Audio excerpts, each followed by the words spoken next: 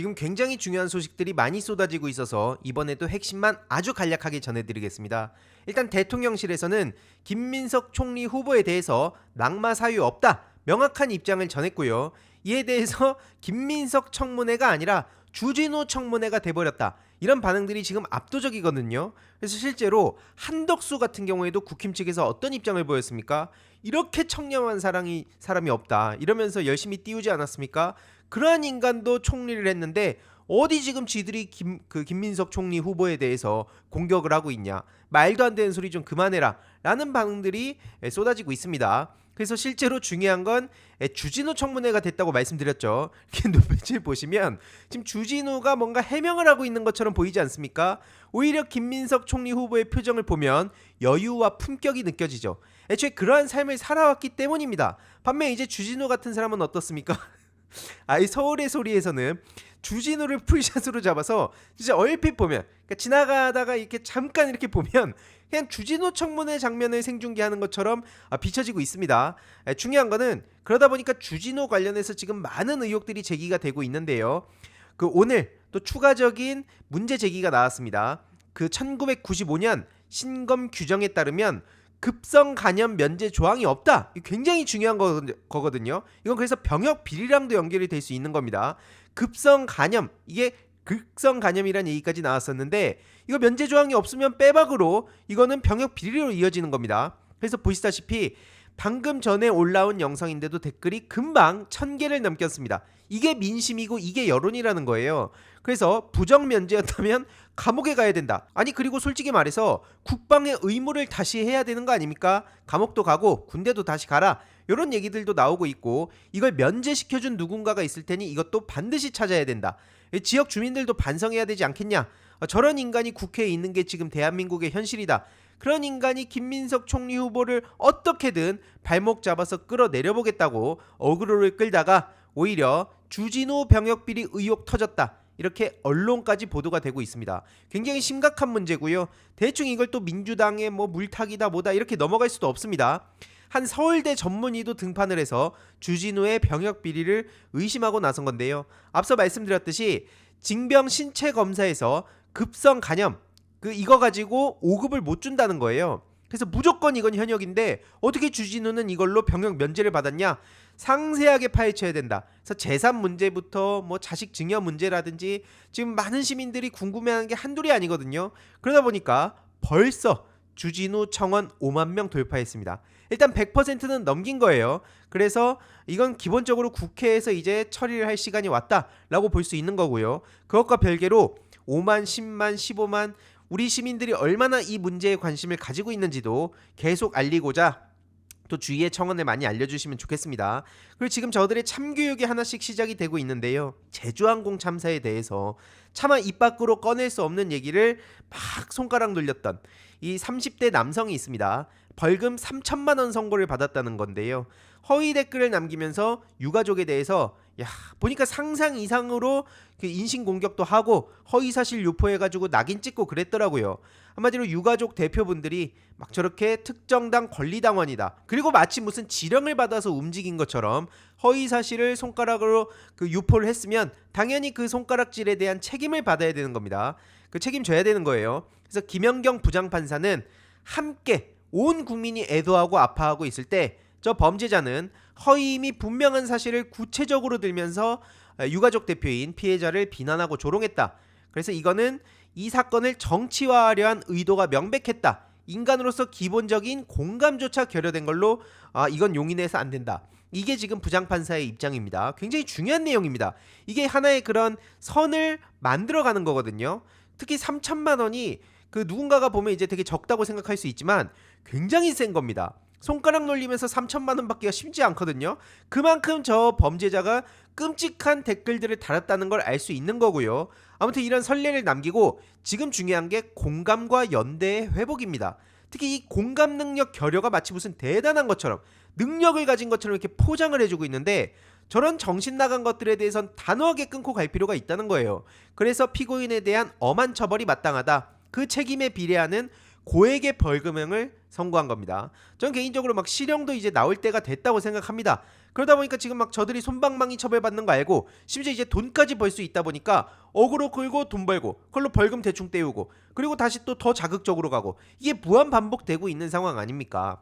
그래서 댓글로 유가족 가슴을 후벼판 죄 벌금 3천만 원. 그리고 다시 말씀드리지만 이런 대형 참사가 벌어질 때마다 멸칭 갖다가 붙여대는 거 이것도 집요하게 달라붙어 가지고 하는 것들이 있거든요. 이거는 과연 일반적인 여론일까? 물론 이제 자발적으로 재미삼아서 하는 사람들도 있죠. 근데 이런 분위기를 조성하고 꼭 이런 대형 참사의 유가족분들한테 돈 노리고 저런다. 종북 세력들이 뒤에 배후에 있다. 민주당하고 연관돼 있다. 이런 식으로 계속 정치화하는 거. 이게 그냥 자연 발생적으로 생겨나겠냐 이 말씀을 드리고 싶은 겁니다. 아무튼 이에 대해서 뿌리를 찾는 게 제 목표다. 다시 한번 말씀드리고요.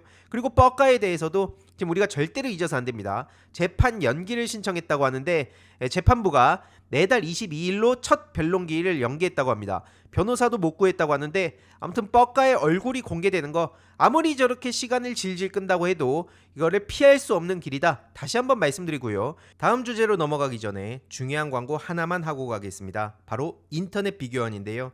최대 128만원 현금 사은품 혜택이 있습니다.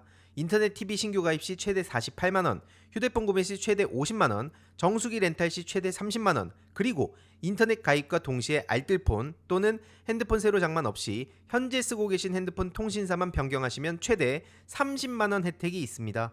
특히 지금 개인정보 안전이 매우 중요하죠. 무려 23년간 개인정보 보안 사고 0건이라 하고요. 60만 명 이상의 누적 가입자, 983억 이상 현금 사은품 지급을 했으니 믿고 연락하시면 됩니다. 게다가 무제한 상품권 이벤트도 있는데요. 신규 가입 후 소개한 친구도 가입하시게 되면 신세계 상품권 최대 4만원 추가 혜택, 인터넷만 가입 시 2만원, 인터넷 TV 동시 가입 시 4만원, 일회성이 아닌 중복 혜택 증정도 가능합니다.